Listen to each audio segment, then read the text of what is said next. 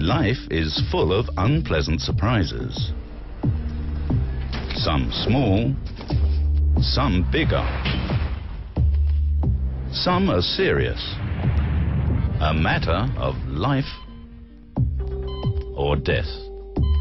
In all cases, our biggest hope is that there will be someone there for us. Someone who'll take care of us. So we call out for help. The best help possible. So wherever we are in the world, whenever we need it, someone will come to our rescue. That someone is SOS.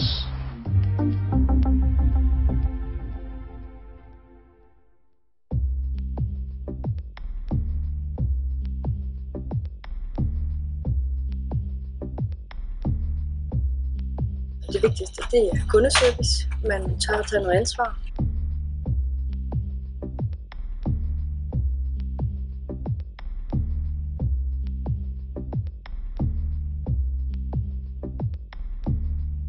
Jeg valgte at søge arbejde ved SOS for at komme på en udfordrende arbejdsplads og få brugt mine sprogkundskaber.